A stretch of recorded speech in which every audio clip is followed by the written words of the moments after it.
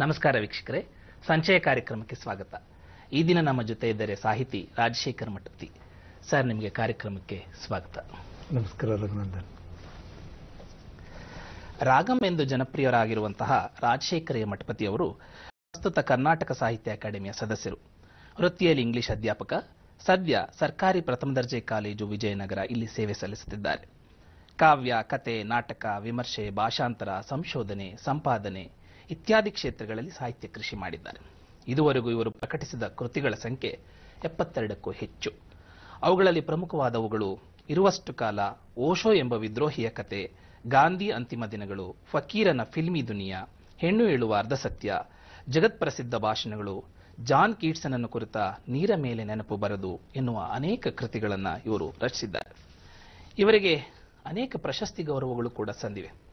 ಗಾಂಧಿ ಕೃತಿಗೆ ಕರ್ನಾಟಕ ರಾಜ್ಯ ಗಾಂಧಿ ಪ್ರತಿಷ್ಠಾನದ ಪ್ರಶಸ್ತಿ, ಡಿ.ಎಸ್. ಕರ್ಕಿ ಕಾವ್ಯ ಪ್ರಶಸ್ತಿ, ಕನ್ನಡ ಸಾಹಿತ್ಯ ಪರಿಷತ್ತಿನ ಶ್ರೀ ವಿಜಯ ಪ್ರಶಸ್ತಿ, ಸಜಾ ನಾಗಲೋಟಿ ಮಠ್ ಪ್ರಶಸ್ತಿಗಳು ಕೂಡ ಇವರಿಗೆ ಲಭಿಸಿದೆ.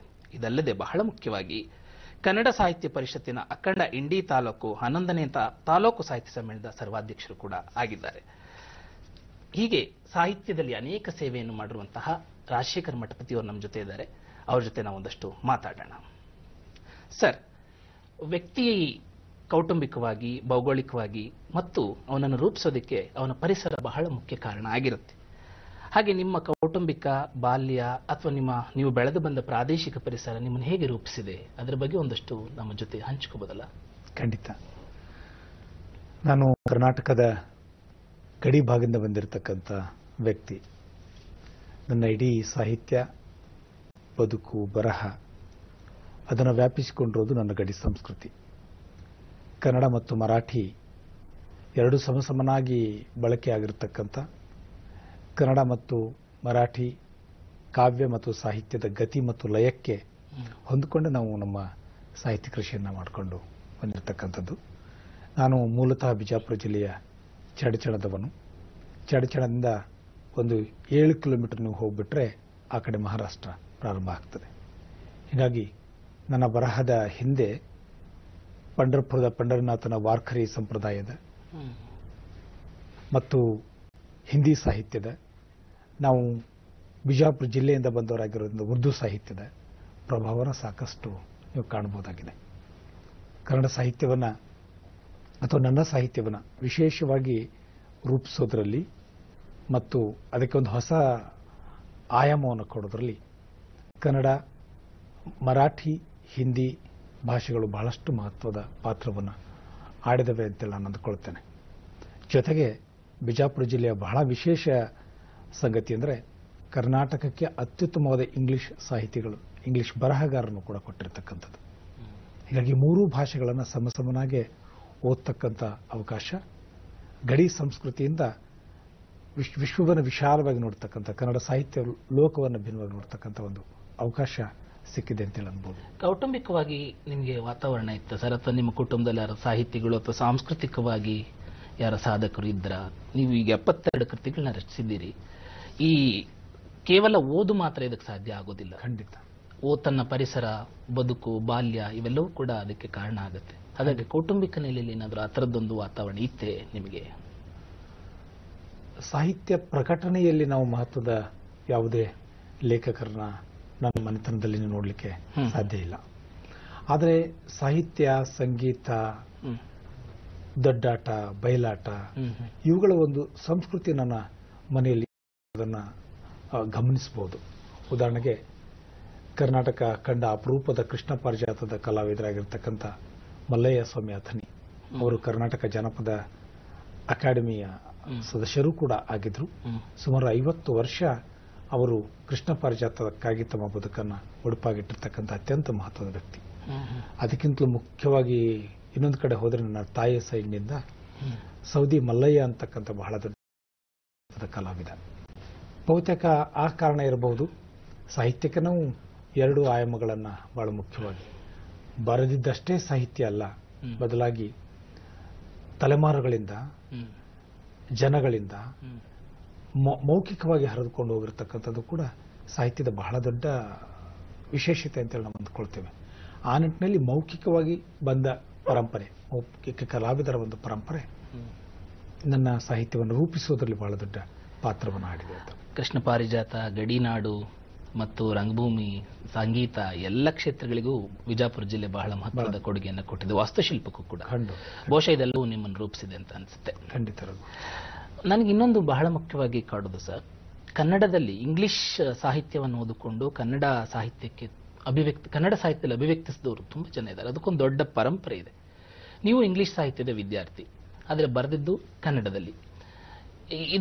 ಈ ಪರಂಪರೆ ಅಥವಾ ಅಲ್ಲಿ ನೀವೆಲ್ಲ ಸ್ಥಾಪಿಸ್ಕೊಳ್ತಾರೆ, ಯಾಕೆ ನಿಮ್ಗೆ ಈ ತರ ತುಡಿತ? ಈ ತರದ ಕೆಲವು ಪ್ರಶ್ನೆಗಳಿಗೆ ನನಗೆ ಉತ್ತರ ಬೇಕು ಅನ್ನಿಸ್ತಿದೆ. ನೀವೇ ಗುರುತಿಸಿದ ಹಾಗೆ ಕನ್ನಡ ಸಾಹಿತ್ಯದಲ್ಲಿ ಕೃಷಿ ಮಾಡಿರ್ತಕ್ಕಂಥ ಇಂಗ್ಲಿಷ್ ಉಪನ್ಯಾಸಕರ ಬಹಳ ದೊಡ್ಡ ಪರಂಪರೆ. ಹೌದು. ಉದಾಹರಣೆಗೆ ನಮ್ಮ ಚಡಚಣದಲ್ಲಿ ಪ್ರೊಫೆಸರ್ ಜಿ.ಬಿ. ಸಜ್ಜನ್ ಅಂತಕ್ಕಂಥ ಬಹಳ ದೊಡ್ಡ ಭಾಷಾಂತರಕಾರರಿದ್ರು. ಅವರ ನೆನಪಿಗಾಗಿ ಒಂದು ಪುಸ್ತಕವನ್ನು ಕೂಡ ನಾವು ಪ್ರಕಟ ಮಾಡಿದ್ದೀವಿ, ಸಜ್ಜನ ಹೆಜ್ಜೇನು ಅಂತಕ್ಕಂಥದ್ದು. ಅದರೊಳಗೆ ಕನ್ನಡ ಸಾಹಿತ್ಯವನ್ನು ಒಟ್ಟು ಇಂಗ್ಲಿಷ್ ಶಿಕ್ಷಕರ, ಇಂಗ್ಲಿಷ್ ಬರಹಗಾರರ ಒಂದು ದೊಡ್ಡ ಪರಂಪರೆಯನ್ನು ಅದರಲ್ಲಿ ಗುರುತಿಸಿದ್ದೇವೆ. ಒಂದು ಬಹಳ ಮುಖ್ಯವಾಗಿರ್ತಕ್ಕಂಥ ಪ್ರಶ್ನೆ, ಒಬ್ಬ ಲೇಖಕ ತನ್ನದಲ್ಲದ ಭಾಷೆಯಲ್ಲಿ ಎಷ್ಟೇ ವರ್ಷ ಬರೆದ್ರೂ ಕೂಡ ತಾನು ಹೇಳ್ಕೋಬೇಕಾದದ್ದೇನೋ ಒಂದು ಉಳಿದ್ಬಿಡ್ತು ಅಂತ ಅಂದ್ಕೊಳ್ತಿದೆ ಮನಸ್ಸು. ಬೆಸ್ಟ್ ಆಫ್ ದಿ ಎಕ್ಸ್ಪ್ರೆಷನ್, ನನ್ನ ಮನಸ್ಸಿಗೆ ಅಂಟಿಕೊಂಡಿರ್ತಕ್ಕಂಥ ಬಹಳ ಮುಖ್ಯವಾದ ಸಂವೇದನೆಗಳನ್ನು ನನ್ನ ಮಾತೃಭಾಷೆಯಲ್ಲಿ ಎಷ್ಟು ಸಶಕ್ತವಾಗಿ ನಾನು ಅಭಿವ್ಯಕ್ತಿಸ್ಲಿಕ್ಕೆ ಸಾಧ್ಯ ಇದೆಯೋ ಅದು ನನ್ನದಲ್ಲದ ಭಾಷೆಯೊಳಗೆ ಅಭಿವ್ಯಕ್ತಿಸ್ಲಿಕ್ಕೆ ಸಾಧ್ಯ ಇಲ್ಲ ಅಂತ ನಾನು ಅಂದ್ಕೊಳ್ತೇನೆ. ಸ್ವತಃ ನಾಟಕಕಾರ ಆಗಿರೋದು ನಿಮಗೂ ಇದು ಚೆನ್ನಾಗಿ ಮನವರಿಕೆ ಆಗ್ತಕ್ಕಂಥ ಸಂಗತಿ. ಭಾಷೆ ಅಂದ್ರೆ ಏನು? ಭಾಷೆ ಅಂದ್ರೆ ಬರೀ ಲಿಪಿ ಅಂದ್ಕೊಳ್ಳಿಕ್ಕಾಗೋದಿಲ್ಲ. ಭಾಷೆ ಅಂದ್ರೆ ವಾಸನೆ, ಭಾಷೆ ಅಂದ್ರೆ ಗಂಧ, ಭಾಷೆ ಅಂದ್ರೆ ಗಾಳಿ, ಭಾಷೆ ಅಂದ್ರೆ ನಮ್ಮ ಬದುಕು. ಹೌದು. ಹೀಗಾಗಿ ಬಹುತೇಕ ನಾನು ಇಂಗ್ಲಿಷ್ ಸಾಹಿತ್ಯವನ್ನು ಓದಿದ್ರು, ಮರಾಠಿಯನ್ನು ಕೇಳಿದ್ರು, ಹಿಂದಿ ಸಂಸ್ಕೃತಿಯ ಪರಿಸರದಲ್ಲಿ ಬೆಳೀತಾ ಇದ್ರು, ಉರ್ದು ಮಾತನಾಡುವ ಬಹಳ ದೊಡ್ಡ ಗೆಳೆಯರ ಗುಂಪು ನನ್ನೊಂದಿಗಿದ್ದಾಗ್ಯೂ ಕೂಡ ಕನ್ನಡದಲ್ಲೇ ನಾನು ಸಾಹಿತ್ಯವನ್ನು ರಚಿಸಬೇಕಾಗಿರ್ತಕ್ಕಂಥ ಒಂದು ಜರೂರತ್ತು ನನ್ನೊಳಗಿತ್ತು. ಹೀಗಾಗಿ ನನ್ನ ಮಾತೃಭಾಷೆಯೇ ನನ್ನ ಬರಹಕ್ಕೆ, ನನ್ನ ಸಾಹಿತ್ಯಕ್ಕೆ ಒಂದು ಔಟ್ಲೆಟ್ ಅನ್ನು ಕೊಡ್ತು ಅಂತ. ಈಗ ನನಗೆ ನಿಮ್ಮ ಸಾಧನೆಯನ್ನು ನೋಡ್ತಾ ಇದ್ರೆ ಕಾವ್ಯ, ಕತೆ, ನಾಟಕ, ಸಂಶೋಧನೆ ಮತ್ತು ಸಂಪಾದನೆ, ಭಾಷಾಂತರ, ಅನುವಾದ, ಹೀಗೆ ಬೇರೆ ಬೇರೆ ಬೇರೆ ಕ್ಷೇತ್ರಗಳಲ್ಲಿ ಕೆಲಸ ಮಾಡಿದ್ರ. ಖಂಡಿತ. ಪ್ರಕಾರ ನಿಷ್ಠತೆ ಅನ್ನೋದು ನಿಮ್ಮಲ್ಲಿ ಕಾಣೋದೇ ಇಲ್ಲ. ನಿಮ್ಮನ್ನು ಗುರುತಿಸೋದು ಕವಿಯಾಗಿ ಗುರುತಿಸ್ಬೇಕಾ, ಅಥವಾ ನಾಟಕಕಾರನಾಗಿ ನೋಡ್ಬೇಕಾ, ಅಥವಾ ಸಂಶೋಧಕನಾಗಿ ನೋಡ್ಬೇಕಾ, ಅಥವಾ ಅಂಕಣಕಾರನಾಗಿ ನೋಡ್ಬೇಕಾ? ಈಗ ಅನೇಕ ಈ ತರದ ಗೊಂದಲಗಳಿದೆ. ಈ ಪ್ರಕಾರದಿಂದ ಪ್ರಕಾರಕ್ಕೆ ಹೀಗೆ ಒಂಥರ ಜಿಗಿತ್ತು. ಈ ಆ ಜಿಗಿತದ ತಾತ್ವಿಕತೆ ಏನಿರಬಹುದು? ಅಥವಾ ಒಂದು ಪ್ರಕಾರದಲ್ಲಿದ್ರೆ ಅದರಲ್ಲೇ ಹೆಚ್ಚಿನ ಸೇವೆಯನ್ನ ಅಥವಾ ಸಾಧನೆಯನ್ನ ಮಾಡೋದಕ್ಕೂ ಕೂಡ ಸಾಧ್ಯತೆ ಇದೆ. ಬಹುಶಃ ಇದಕ್ಕೆ ನೀವು ಕಂಡುಕೊಂಡ ದಾರಿ ಯಾವುದು? ಯಾಕೆ ತರದ ಒಂದು ವಿದ್ಯಮಾನ ನಿಮ್ಮಲ್ಲಿ ಜರುಗಿದೆ? ಒಂದು ಪ್ರಕಾರದಲ್ಲಿ ನಿಲ್ಲೋದಿಲ್ಲ ಯಾಕೆ? ನೀವು ಬರೆದಿರುವ 72 ಕೃತಿಗಳಲ್ಲಿ ಬೇರೆ ಬೇರೆ ಬೇರೆ ಬೇರೆ ಪ್ರಕಾರಗಳು ಇದೆ. ಇದಕ್ಕೆ ನನಗೆ ಏನನ್ಸುತ್ತೆ ನಿಮಗೆ? ಅಥವಾ ಯಾಕೆ ಈ ದಾರಿಯನ್ನು ಕಂಡುಕೊಂಡ್ರಿ? ಈ ತರ ಜಿಗಿತ ಯಾಕೆ? ಇದು ಬಹಳಷ್ಟು ಸಾರಿ ನನಗೆ ಎದುರಾಗಿರ್ತಕ್ಕಂಥ ಪ್ರಶ್ನೆ. ಬಹಳಷ್ಟು ವಿಮರ್ಶಕ ಸ್ನೇಹ, ಸಾಹಿತ್ಯದ ಅತ್ಯಂತ ಸಾಂಸ್ಕೃತಿಕವಾಗಿರ್ತಕ್ಕಂಥ ಅತ್ಯಂತ ಮಹತ್ವದ ಸ್ಥಾನದಲ್ಲಿರ್ತಕ್ಕಂಥ ಹಿರಿಯರು ಕೇಳ್ತಕ್ಕಂಥ ಪ್ರಶ್ನೆ ಕೂಡ. ಆದರೆ ನನಗೆ ಕಾಡ್ತಕ್ಕಂಥ ಮತ್ತು ನಾನು ಈಗಲೂ ಹುಡುಕಲಿಕ್ಕೆ ಹೋಗ್ತಿರ್ತಕ್ಕಂಥ ಒಂದು ಬಹಳ ಮುಖ್ಯವಾದ ಪ್ರಶ್ನೆ ಏನಪ್ಪಾ ಅಂದ್ರೆ, ಸಾಹಿತ್ಯ ಅಂದ್ರೆ ಏನು? ಅದು ಈಗಲೂ ಕೂಡ ನನಗೆ ದಕ್ಕಿರೋದು ಒಂದು ಶೋಧ ಆಗಿ, ನನಗೆ ದಕ್ಕಿರೋದು ಒಂದು ಧ್ಯಾನ ಆಗಿ, ನನಗೆ ದಕ್ಕಿರೋದು ಒಂದು ಫಾರ್ಮ್ ಆಫ್ ಎಕ್ಸ್ಪ್ರೆಷನ್ ಆಗಿ. ಹಾಗಿದ್ದಾಗ ಪ್ರಕಾರ ಅನ್ನೋದು ಯಾವುದರಿಂದ ನಿರ್ಧಾರ ಆಗ್ತದೆ? ಪ್ರಕಾರ ನಿಷ್ಠತೆ ಅವಶ್ಯಕತೆ ಇದೆಯಾ? ಇದು ನನಗೆ ಈಗಲೂ ಕೂಡ ಕಾಡ್ತಿರ್ತಕ್ಕಂಥ ಪ್ರಶ್ನೆ. ನನ್ನ ಮನಸ್ಸಿನಲ್ಲಿ ಕುದೀತಾ ಇರತಕ್ಕಂಥ ಒಂದು ವಸ್ತು ತನಗೆ ಬೇಕಾದ ಪ್ರಕಾರವನ್ನು ನನ್ನ ಮೂಲಕ ಆಯ್ಕೆ ಮಾಡಿಕೊಳ್ತದೆ. ನಾನು ಪ್ರಜ್ಞಾಪೂರ್ವಕವಾಗಿ ಒಂದು ಪ್ರಕಾರವನ್ನು ಒಂದು ವಸ್ತುವಿಗೆ ಅಂಟಿಸಲಿಕ್ಕೆ ಸಾಧ್ಯ ಇಲ್ಲ ಅಂತಕ್ಕಂಥದ್ದು ನನ್ನ ಬಹಳ ಬಲವಾದ ನಂಬಿಕೆ. ಇನ್ನೊಂದು ಬಹಳ ಮುಖ್ಯವಾದ ಸಂಗತಿ ಅಂದರೆ, ಒಬ್ಬ ನಿಜವಾದ ಲೇಖಕ ಎಷ್ಟೇ ಪ್ರಕಾರಗಳನ್ನು ಬದಲಾಯಿಸಿದರೂ ಕೂಡ, ಎಷ್ಟೇ ಬರಹಗಳನ್ನು ಮಾಡಿದರೂ ಕೂಡ ಅದರ ಮುಖ್ಯವಾದ ಪ್ರಶ್ನೆ ಒಂದಿರ್ತದೆ. ಆ ಇಡೀ ಪ್ರಶ್ನೆಗೆ ಉತ್ತರವನ್ನು ಹುಡುಕುವುದರಲ್ಲಿಯೇ ಆತನ ಜೀವನ ಮತ್ತು ಬರಹದ ಅವಧಿ ಮುಗಿದು ಹೋಗ್ಬಿಡ್ತದೆ. ನನಗೆ ಈ ಸಂದರ್ಭದಲ್ಲಿ ರವೀಂದ್ರನಾಥ್ ಟ್ಯಾಗೋರ್ರ ಒಂದು ಸಂದರ್ಭ ನೆನಪಾಗ್ತಾ ಇದೆ. ಜಗತ್ತಿನಲ್ಲಿ ಅತಿ ಹೆಚ್ಚು ಕವಿತೆಗಳನ್ನು ಬರೆದ ಶ್ರೇಷ್ಠ ಕವಿಯವರು. ಹೌದು. ನಿಮಗೆ ಇಂಗ್ಲಿಷ್ಗೆ ಬಂದರೆ ಶೆಲ್ಲಿ ಅಂತಕ್ಕಂಥ ಕವಿ ಸಿಗ್ತಾನೆ. ಆತ 2000 ಪದ್ಯಗಳನ್ನು ಬರೆದ್ರೆ ರವೀಂದ್ರನಾಥ್ ಟ್ಯಾಗೋರರು 6000 ಕವಿತೆಗಳನ್ನು ಬರೆದಿದ್ದಾರೆ ಅಂತಕ್ಕಂಥ ಒಂದು ಹೇಳಿಕೆ ಇದೆ, ಹೌದು, ನಂಬಿಕೆ ಇದೆ. ಟ್ಯಾಗೋರಿಗೆ ಕೂಡ ಎಂದು ಫಾರ್ಮ್ ಬಹಳ ಮುಖ್ಯವಾದ ಪ್ರಶ್ನೆಯಾಗಿ ಕಾಡಲಿಲ್ಲ. ಸೊ ನನ್ನ ದೃಷ್ಟಿಯಲ್ಲಿಯೂ ಅಷ್ಟೇ, ನಾನು ಕಾವ್ಯಕ್ಕೆ ಹೋಗ್ತೇನೋ, ನಾಟಕಕ್ಕೆ ಹೋಗ್ತೇನೋ, ಅಂಕಣಕ್ಕೆ ಹೋಗ್ತೇನೋ, ಭಾಷಾಂತರಕ್ಕೆ ಹೋಗ್ತೇನೋ, ಆದರೆ ಹುಡುಕಾಟ ಮಾತ್ರ ಒಂದೇ ಆಗಿರ್ತದೆ. ಫಾರ್ಮ್ ಅನ್ನೋದು ಸಬ್ಜೆಕ್ಟ್ ತನ್ನಷ್ಟಕ್ಕೆ ಆಯ್ದುಕೊಳ್ತಕ್ಕಂಥ ಒಂದು ದಾರಿ ಅಂತೇಳಿ ನಾನು ಅಂದುಕೊಂಡಿದ್ದೆ. ತುಂಬಾ ಸ್ಪಷ್ಟವಾದ ಉತ್ತರ ಸರ್. ಫಾರ್ಮ್ ಅನ್ನೋದು ಯಾವ ವಸ್ತುವಿನ ಆಯ್ಕೆಯ ಮೇಲೆ ನಿಂತಿರ್ತದೋ, ಯಾವ ವಸ್ತು ಯಾವ ಫಾರ್ಮ್ ಅನ್ನು ಆರಿಸ್ಕೋಬೇಕು, ಯಾವ ಪ್ರಕಾರವನ್ನು ಆರಿಸ್ಕೋಬೇಕು ಅಂತ ವಸ್ತುನೇ ನಿರ್ಧರಿಸ್ತಾ ಇರುತ್ತೆ. ಇದು ಬಹಳ ಮುಖ್ಯವಾದ ಉತ್ತರ ಸರ್. ನೀವು ಸಂಶೋಧನಾ ಕ್ಷೇತ್ರದಲ್ಲಿ ಬಹಳ ಮುಖ್ಯವಾದ ಕೆಲಸವನ್ನು ಮಾಡಿದ್ದೀರಿ. ಬೇರೆ ಬೇರೆ ಭಾಷಾಂತರದಲ್ಲೂ ಮಾಡಿದಿರಿ, ಸಂಶೋಧನದಲ್ಲೂ ಮಾಡಿದಿರಿ, ಮತ್ತು ಅಂಕಣಗಳಲ್ಲಿ ಬಹಳ ಮುಖ್ಯವಾಗಿ ಮಾಡಿದಿರಿ, ಅಥವಾ ವಿಮರ್ಶೆಯಲ್ಲೂ ಕೂಡ ಮಾಡಿದಿರಿ. ಸೃಜನೇತರ ಸಾಹಿತ್ಯ ಒಟ್ಟು. ನೀವು ಸಂಶೋಧನಾ ಕ್ಷೇತ್ರಕ್ಕೆ ನಿಮ್ಮ ಬರಹ ಮತ್ತು ನಿಮ್ಮ ಯೋಚನಾ ಕ್ರಮ ಇತ್ಯಾದಿಗಳು ನಮ್ಮ ಜೊತೆ ಒಂದು ಸ್ವಲ್ಪ ಹಂಚ್ಕೋಬಹುದು? ಖಂಡಿತವಾಗಿಯೂ. ಅದಕ್ಕಿಂತ ಮುಂಚೆ ಒಂದು ನನ್ನ ಡಿವಿಷನ್ ಆಫ್ ಲಿಟರೇಚರ್ ಅಂತೇಳಿ ಏನಿದೆ, ಸಾಹಿತ್ಯವನ್ನು ವಿಭಜಿಸುವ ಕ್ರಮ, ಅದರ ಬಗೆಗೆ ಅಲ್ಲಲ್ಲಿ ಒಂದಿಷ್ಟು ನನ್ನ ತಕರಾರುಗಳಿದ್ದಾವೆ. ಸೃಜನೇತರ ಅಂತಕ್ಕಂಥದ್ದೇ ನನ್ನ ಬಹಳ ದೊಡ್ಡ ಪ್ರಶ್ನೆ. ಅಂಥದೇ ಒಂದು ಸಂದರ್ಭ ಭಾರತೀಯ ಇಂಗ್ಲಿಷ್ ಸಾಹಿತ್ಯಕ್ಕೆ ಸಂಬಂಧಪಟ್ಟಾಗಲೂ ಬಂತು. ಸಾಹಿತ್ಯವನ್ನು ಓದ್ತಿರ್ಬೇಕಾದ್ರೆ ಸಾಹಿತ್ಯ ವಿದ್ಯಾರ್ಥಿಗಳಾಗಿರ್ತಕ್ಕಂಥ ನಮಗೆಲ್ಲ ಒಂದು ಸಾಹಿತ್ಯ ಇತಿಹಾಸ ಅಂತಕ್ಕಂಥದ್ದು ಇರ್ತದೆ, ನಾವು ಅದನ್ನು ಗಮನಿಸ್ತಾ ಇರ್ತೇವೆ. ಆದರೆ ಅದನ್ನು ಪ್ರಶ್ನಿಸ್ತಕ್ಕಂಥ ಹಂತದಲ್ಲಿ ಕೂಡ ನಾವು ಕೆಲವು ಹೋಗಬೇಕಾಗ್ತದೆ. ಉದಾಹರಣೆಗೆ ಇಂಡಿಯನ್ ಇಂಗ್ಲಿಷ್ ರೈಟರ್ಸ್ ಅಂತ ತೆಗೆದುಕೊಂಡಾಗ, ನಾವು ಕನ್ನಡ ಇಂಗ್ಲಿಷ್ ಸಾಹಿತ್ಯದ ಪುಸ್ತಕವನ್ನು ಎತ್ಕೊಂಡಾಗ ನಾವು ಮೊದಲಿಗೆ ನೋಡ್ಬಿಡ್ತೇವೆ major Indian writers, minor Muslim Indian writers. ಇದು ನನಗೆ ಬಹಳ ಮುಖ್ಯವಾಗಿ ಕಾಡ್ತಕ್ಕಂಥ ವಾಕ್ಯ. ಮುಸ್ಲಿಂ ರೈಟರ್ಸ್ ಆರ್ ಮೈನರ್ ಅಂತಕ್ಕಂಥ ಸ್ಟ್ಯಾಂಡ್ ಅನ್ನ ಯಾರು ತಗೊಂಡ್ರು, ಯಾಕೆ ತಗೊಂಡ್ರು, ಯಾವಾಗ ತಗೊಂಡ್ರು, ಇದು ಬಹಳ ದೊಡ್ಡ ಪ್ರಶ್ನೆ. ಸೊ ನನಗೆ ಆವಾಗ ತಕ್ಷಣ ಅನಿಸಿದ್ದು ಭಾರತೀಯ ಮುಸ್ಲಿಂ ಸಾಹಿತಿಗಳನ್ನ ಕುರಿತು, ವಿಶೇಷವಾಗಿ ಇಂಗ್ಲಿಷ್ನಲ್ಲಿ ಸಾಹಿತ್ಯ ರಚನೆ ಮಾಡಿರ್ತಕ್ಕಂಥ ಲೇಖಕರನ್ನ ಕುರಿತು ನನ್ನ ಸಂಶೋಧನೆಯನ್ನು ಮಾಡಬೇಕು ಅಂಥೇಳಿ ಅಂದ್ಕೊಂಡೆ. ಆವಾಗ ನನಗೆ ತಟ್ಟನೆ ಹೊಳೆದಿರತಕ್ಕ ಮಹಾಭಾರತಕ್ಕೆ ಸ್ಕ್ರಿಪ್ಟ್ ಅನ್ನು ಬರೆದಿರ್ತಕ್ಕಂಥ ರಾಹಿ ಮೋಸಂ ರಾಜ. ರಾಹಿ ಮೋಸಂ ರಾಜ ಮುಸ್ಲಿಮರಾಗಿದ್ರು ಕೂಡ ಮಹಾಭಾರತವನ್ನ ಕಟ್ಟಿಕೊಡ್ತಕ್ಕಂಥ ರೀತಿ ನನ್ನ ಆದರೆ ಅನಿವಾರ್ಯ ಕಾರಣಗಳಿಂದ ನನಗೆ ಮೋಸಂ ರಾಜ ಅವರ ಮೇಲೆ ಮಾಡಲಿಕ್ಕೆ ಆಗಲಿಲ್ಲ. ಬದಲಾಗಿ ಭಗತ್ ಸಿಂಗನ ಅತ್ಯಂತ ಆತ್ಮೀಯ ಗೆಳೆಯನಾಗಿರ್ತಕ್ಕಂಥ, ರಾಷ್ಟ್ರನಿಷ್ಠನಾಗಿರ್ತಕ್ಕಂಥ ವ್ಯಕ್ತಿ ಮತ್ತು ರಾಜ್ ಕಪೂರ್ರ ಒಟ್ಟು ಬೆಳವಣಿಗೆ ಹಿಂದಿರ್ತಕ್ಕಂಥ ಒಬ್ಬ ಮಹಾನ್ ಶಕ್ತಿ ಖ್ವಾಜಾ ಅಹಮದ್ ಅಬ್ಬಾಸ್, KA ಅಬ್ಬಾಸ್ ಅಂತ ನಾವು ಅವರನ್ನು ಕರಿತೇವೆ, ಅವರನ್ನು ತೆಗೆದುಕೊಂಡು ನನ್ನ PhD ಸಂಶೋಧನೆಯನ್ನು ಮಾಡಿದೆ. ಅದು ನನಗೆ ಅತ್ಯಂತ ಸಂತೋಷವನ್ನು ಕೊಟ್ಟಿರ್ತಕ್ಕಂಥ ಸುಮಾರು ನೀವೇ ಪ್ರಸ್ತಾಪಿಸಿದ 600 ಪುಟಗಳ ಸಂಶೋಧನಾ ಪ್ರಬಂಧ ಅದು ಅಂತ ನೀವು ಪ್ರಸ್ತಾಪ ಮಾಡಿದ್ರಿ. ಸರಿ, ಭಾಷಾಂತರ, ಅನುವಾದ ಈ ಎರಡೂ ಕ್ಷೇತ್ರಗಳನ್ನ ಗಮನಿಸಿದಾಗ ಇಂಗ್ಲಿಷ್ ಮೇಷ್ಟ್ರುಗಳದ್ದು ಬಹಳ ದೊಡ್ಡ ಜವಾಬ್ದಾರಿ ಇದೆ ಅಂತ ನನಗೆ ಅನಿಸ್ತಾ ಇರುತ್ತೆ. ಯಾಕಂದ್ರೆ ಭಾಷಾಂತರ ಮತ್ತು ಅನುವಾದಗಳು ಯಾವುದೇ ಕೃತಿಗಳನ್ನು, ಜಗತ್ತಿನ ಪ್ರಮುಖ ಕೃತಿಗಳನ್ನು ಪರಸ್ಪರ ಎರಡೂ ಭಾಷೆಗಳಿಗೆ, ಎರಡು ಜಾಗತಿಕ ಸಂದರ್ಭಗಳಿಗೆ ಅಥವಾ ಎರಡು ಪ್ರಾದೇಶಿಕತೆಗೆ ಪರಿಚಯಿಸುವ ಮತ್ತು ಮುಖ್ಯವಾದ ಕೃತಿಗಳನ್ನು ಎರಡೂ ಸಂದರ್ಭಕ್ಕೆ ಒದಗಿಸಿಕೊಡಬಲ್ಲ ಮಹತ್ವದ ಕೆಲಸ. ಈ ಹೊತ್ತು ಈ ದಿನ ಭಾಷಾಂತರ ಮತ್ತು ಅನುವಾದ ಕ್ಷೇತ್ರಕ್ಕೆ ಸಂಬಂಧಿಸಿದ ಹಾಗೆ ಮುಖ್ಯವಾಗಿ ಇಂಗ್ಲಿಷ್ ಅಧ್ಯಾಪಕರು ಸ್ವಲ್ಪ ಹೆಚ್ಚು ತೊಡಗಿಸ್ಕೋಬೇಕು ಅಂತ ನನಗೆ ಅನಿಸುತ್ತೆ. ಈ ಬಗ್ಗೆ ನಿಮ್ಮ ಅಭಿಪ್ರಾಯ? ನೀವು ಸಾಕಷ್ಟು ಭಾಷಾಂತರ ಮತ್ತು ಅನುವಾದಗಳನ್ನ ಮಾಡಿದಿರಿ, ನಿಮ್ಮ ನಿಲುವುಗಳೇನು ಸರ್? ಬಹಳ ಮುಖ್ಯವಾಗಿರ್ತಕ್ಕಂಥ ಪ್ರಶ್ನೆ. ಇಲ್ಲಿ 2-3 ಪದಗಳನ್ನು ನಾವು ಚರ್ಚಿಸಬೇಕಾಗ್ತದೆ.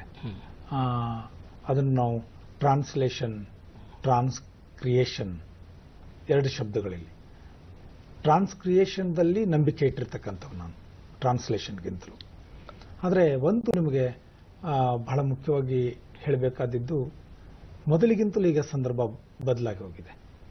ಒಂದು ಕಾಲಕ್ಕೆ ಟ್ರಾನ್ಸ್ಲೇಷನ್ ಇಸ್ ಥ್ಯಾಂಕ್ಲೆಸ್ ಜಾಬ್ ಅಂತಕ್ಕಂಥದ್ದು ಇತ್ತು.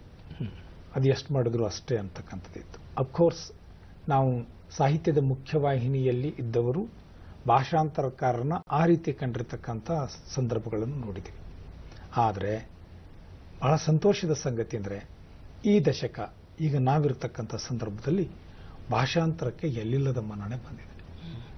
ಈಗ ಕನ್ನಡದಲ್ಲಿ ಅತಿ ಹೆಚ್ಚಿನ ಸಂಖ್ಯೆಯಲ್ಲಿ ಬರ್ತಕ್ಕಂಥ ಕೃತಿಗಳ ಸಂಖ್ಯೆ ಯಾವುದು ಅಂತ ಕೇಳಿದ್ರೆ ನಮ್ಮ ಭಾಷೆಯಲ್ಲಿ ನಮ್ಮ ಸೃಜನಶೀಲ ಹಿನ್ನೆಲೆ ಬರುವ ಕೃತಿಗಳಿಗಿಂತಲೂ ಹೆಚ್ಚಿನ ಸಂಖ್ಯೆಯಲ್ಲಿ ಅನುವಾದ ಸಾಹಿತ್ಯ ಬರ್ತಾ ಇದೆ. ಆದರೆ ಆಶ್ಚರ್ಯ ಅಂದ್ರೆ ಮರಾಠಿಯಿಂದ ಕನ್ನಡಕ್ಕೆ ಬರ್ತದೆ, ಉರ್ದುವಿನಿಂದ ಕನ್ನಡಕ್ಕೆ ಅಂತೂ ಬಹಳ ಹೆಚ್ಚಿನ ಸಂಖ್ಯೆಯಲ್ಲಿ ಬಂದಿದೆ, ಹಿಂದಿಯಿಂದ ಬರ್ತದೆ, ಇಂಗ್ಲಿಷ್ನಿಂದ ಬರ್ತದೆ. ನೀವೇ ಗುರುತಿಸಿರುವಂತೆ ಬಹಳಷ್ಟು ಇಂಗ್ಲಿಷ್ ಬಲ್ಲ ಇಂಗ್ಲಿಷ್ನ ತಿಳುವಳಿಕೆ ಹೊಂದಿರತಕ್ಕಂಥ ಸೃಜನಶೀಲ ಗೆಳೆಯರು, ಲೇಖಕರು ಭಾಷಾಂತರ ಕ್ರಿಯೆಯಲ್ಲಿ ತೊಡ್ಕೊಂಡಿದ್ದಾರೆ. ಅದರ ಬೇಸರದ ಸಂಗತಿ ಅಂದರೆ ಇಷ್ಟೊಂದು ದೊಡ್ಡ ಸಂಖ್ಯೆಯಲ್ಲಿ ಕನ್ನಡಕ್ಕೆ ಇಂಗ್ಲಿಷ್ನಿಂದ ಮತ್ತು ಬೇರೆ ಬೇರೆ ಭಾಷೆಗಳಿಂದ ಸಾಹಿತ್ಯ ಬರ್ತಾ ಇದೆ.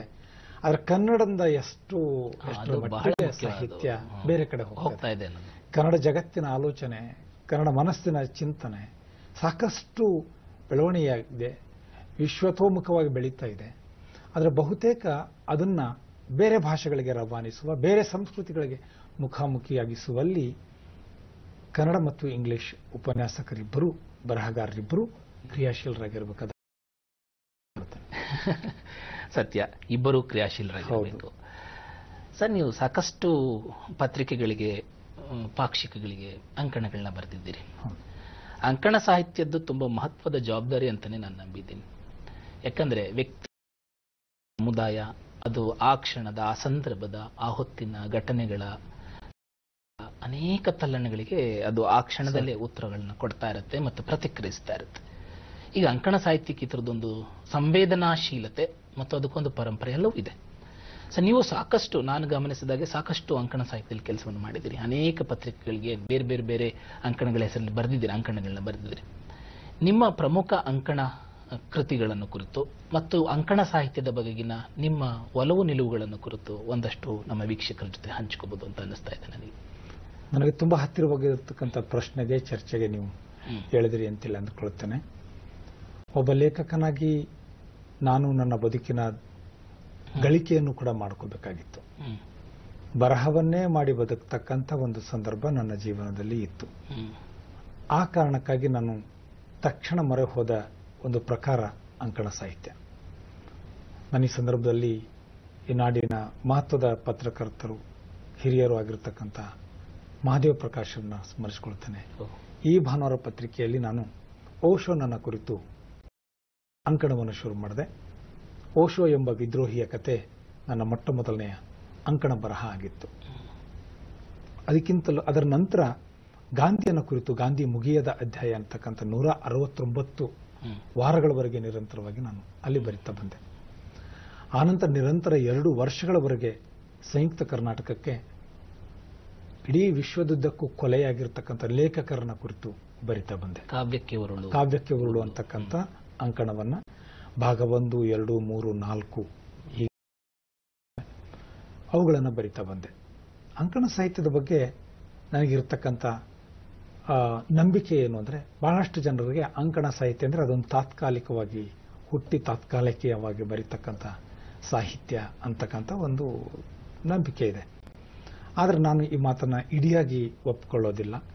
ಯಾಕಂದ್ರೆ ಈ ದೇಶದಲ್ಲಿ ಬಹಳ ಅದ್ಭುತವಾಗಿರತಕ್ಕಂಥ, ಸಾರ್ವಕಾಲಿಕವಾಗಿ ನಿಲ್ತಕ್ಕಂಥ, ಮೌಲಿಕವಾಗಿ ನಿಲ್ತಕ್ಕಂಥ ಅಂಕಣಗಳನ್ನು ಕೊಟ್ಟ ಬರಹಗಾರ ದೊಡ್ಡ ಪಡೆ ಇದೆ. ಕನ್ನಡಕ್ಕೆ ಬಂದ್ರೆ ಪಾಪು ಬರೆದಿರ್ತಕ್ಕಂಥ ಅಂಕಣವನ್ನ ನೀವೆಲ್ಲ ಕಾಲಕ್ಕೂ ಓದಬಹುದಾಗಿದೆ. ಹಮನಾಯಕರ ಅಂಕಣವನ್ನ ಎಲ್ಲ ಕಾಲಕ್ಕೂ ಓದಬಹುದಾಗಿದೆ. ಹಾಗೆ ಶಿಡ್ಲಿಂಗ ಪಟ್ಟಣಶೆಟ್ಟರ ಬರಹಗಳನ್ನ ಅವು ಬರೀ ತಾತ್ಕಾಲಿಕವಾಗಿ ಹುಟ್ಟಿ ಬದಲಾಗಿ ಇಡೀ ಕರ್ನಾಟಕ ಲಂಕೇಶ್ವರ ಅಂಕಣಗಳನ್ನ, ಅವರ ಅಂಕಣಗಳನ್ನು ಓದೋದೇ ಇವತ್ತಿಗೂ ನಮಗೆ ಒಂದು ಒಂದು ಅನಿರ್ವಚನೀಯ ಆನಂದವನ್ನ ಕೊಡ್ತವೆ. ಅದೇ ತರ ನೀವು ಇಂಗ್ಲಿಷ್ನಲ್ಲಿಯೂ ಕೂಡ ನನಗೆ ಬಹಳಷ್ಟು ಖುಷಿ ಕೊಟ್ಟ ಅಂಕಣಕಾರ ಕೆ ಅಬ್ಬಾಸ್. ನಾನು PhD ಮಾಡ್ತಿರ್ಬೇಕಾದ್ರೆ ಗಮನಿಸಿರ್ತಕ್ಕಂಥ ಅಂಶ ಅಂದ್ರೆ 47 ವರ್ಷಗಳವರೆಗೆ ಅವರು ಬ್ಲೀಡ್ಸ್ ಪತ್ರಿಕೆಗೆ, ರುಸಿಯಕ್ ರಂಜೆ ಅವರ ಬ್ಲೀಡ್ಸ್ ಪತ್ರಿಕೆಗೆ ಲಾಸ್ಟ್ ಪೇಜ್ ಅಂತಕ್ಕಂಥ ಒಂದು ಅಂಕಣವನ್ನ ಬರಿತಾ ಇದ್ರು. ಅದ್ರ ಪ್ರಭಾವ ಎಷ್ಟು ಜೋರಾಗಿತ್ತು ಅಂತಂದ್ರೆ, ಶಿಡ್ಲಿಂಗ ಪಟ್ಟಣಶೆಟ್ಟರು ಕಡಿಪುಟ ಅಂತಕ್ಕಂಥ ಒಂದೇನು ಅಂಕಣವನ್ನ ಬರೆದ್ರು, ಅದು ಲಾಸ್ಟ್ ಪೇಜ್ ಅಂತಕ್ಕಂಥ ಚಿತ್ರಗಳ ಅನುವಾದ ಅಥವಾ ಕೀಟ್ಸ್ ಅನ್ನು ಕುರಿತು ಇತ್ತೀಚೆಗೆ ಒಂದು ಕೃತಿಯನ್ನು ಬರೆದು ನನಗೆ ಕನ್ನಡಕ್ಕೆ ತುಂಬಾ ಮಹತ್ವದ ಕೃತಿ ಅಂತ ಅನಿಸಿದೆ. ಕೀಟ್ಸ್ ನಮ್ಮೆಲ್ಲರ ಪ್ರೀತಿಯ ನೆಚ್ಚಿನ ಕವಿ. ಕೀಟ್ಸ್ ಕೃತಿಯ ಅನ್ನ ಕನ್ನಡಕ್ಕೆ ತರಬೇಕು ಅಂತ ಯಾಕೆ ಅನ್ನಿಸ್ತು, ಮತ್ತು ಅದರ ತಾತ್ವಿಕತೆ, ಅದರ ಪ್ರೀತಿ, ಅದರ ಜೊತೆಗಿನ ಒಡನಾಟ, ಚುಟುಕಾಗಿ ಒಂದೆರಡು ಅಭಿಪ್ರಾಯಗಳನ್ನ ನಮ್ಮ ಜೊತೆ ಹಂಚಿಕೊಳ್ಳಿ ಸರ್. ಜಾನ್ ಕೀಟ್ಸ್ ಈ ಪ್ರಪಂಚ ಕಂಡ ಬಹಳ ಅದ್ಭುತವಾದ ಕವಿ. ಸಾಮಾನ್ಯವಾಗಿ ಇಂಗ್ಲಿಷ್ ಸಾಹಿತ್ಯವನ್ನ ಓದುವ, ಇಂಗ್ಲಿಷ್ ಪುಸ್ತಕಕ್ಕೆ ಮುಖಾಮುಖಿಯಾಗ್ತಕ್ಕಂಥ ಯಾವುದೇ ವ್ಯಕ್ತಿಯು ಕೂಡ ಕಾಣ್ತಕ್ಕಂಥ ಹೆಸರು ಜಾನ್ ಕೀಟ್ಸ್. ಹೌದು. ನನಗೆ ಅವನಲ್ಲಿ ಕಾಡಿರುವ ಬಹಳ ದೊಡ್ಡ ಪ್ರಶ್ನೆ, ತನ್ನನ್ನು ತಾನು ಪರೀಕ್ಷಿಸಿಕೊಳ್ಳುವ ಒಂದು ರೀತಿ ಇದೆಯಲ್ಲ. ಅವನಿಗೆ ಶೇಕ್ಸ್ಪಿಯರ್, ಜಾನ್ ಮಿಲ್ಟನ್ ಇವರನ್ನೆಲ್ಲ ನೋಡಿದಾಗ ಒಂದು ಪ್ರಶ್ನೆ, ನಾನು ಒಂದು ಕಾಲಕ್ಕೆ ಈ ತರದ ಹೆಸರಾಗಬಹುದಾ ಅಂತಕ್ಕಂಥ ಒಂದು ತಹತಹಕೆ, ಹುಡುಕಾಟ, ಪ್ರಾಮಾಣಿಕತೆ. ಬದುಕು ಎಷ್ಟು ದೀರ್ಘ ಆಗಿತ್ತು ಅನ್ನೋದು ಒಂದು ಸಾಹಿತ್ಯದ ಮೌಲಿಕತೆಯನ್ನು ಗುರುತಿಸೋದಿಲ್ಲ.